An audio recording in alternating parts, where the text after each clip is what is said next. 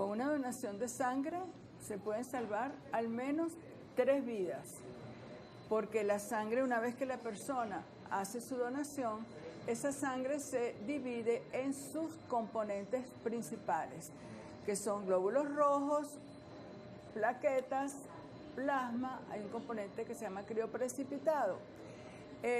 Y a cada paciente se le administra lo que necesite de acuerdo a su condición de salud.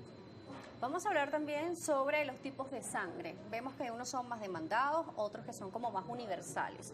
¿Podemos explicar esto para entenderlo un poco más? ¿Cómo no? Los tipos de sangre, se habla de los más universales.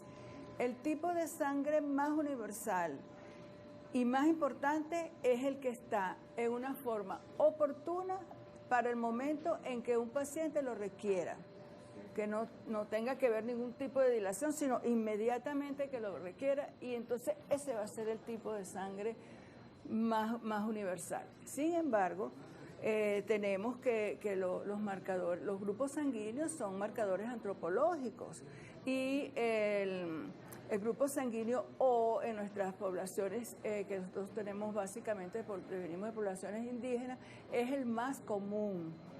El grupo O positivo, RH positivo. Luego le continuaría el A, el B y el AB. Los grupos positivos son los grupos pues más comunes. Luego cada uno de estos grupos está a su vez en los que se denominan negativos, RH negativos. Y bueno, por supuesto son grupos que en las poblaciones hay una menor incidencia de esos grupos sanguíneos. Sin embargo, para que todos sepan, existen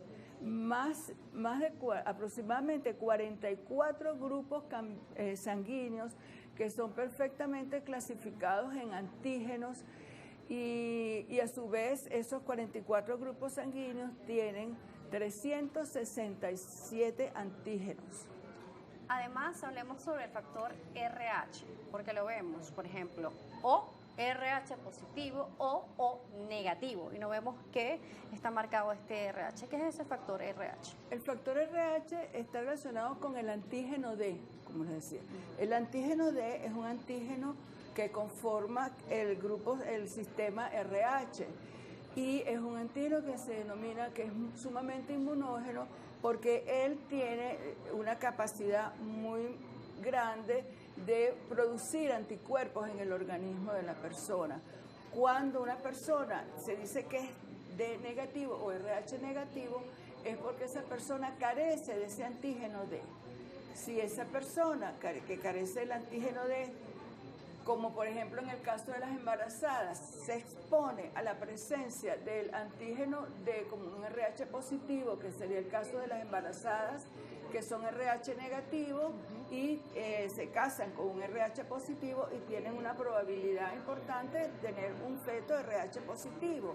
En ese momento, en la comunicación feto-materna, que hay 2 momentos importantes, durante las semanas 26 a 27 del embarazo y luego en el parto, si la madre se expone a ese sangre RH positiva del niño, ella puede hacer anticuerpos y hace con relativa frecuencia. Hay una forma de evitar esa sensibilización, porque así se denomina, y es con la administración de una inmunoglobulina D, la cual se producía en nuestro país con Kimbiotech, una empresa venezolana que funcionaba en el IBI, que producía la inmunoglobulina D como otros hemoderivados de la sangre que habían y se distribuían a nivel nacional en todos los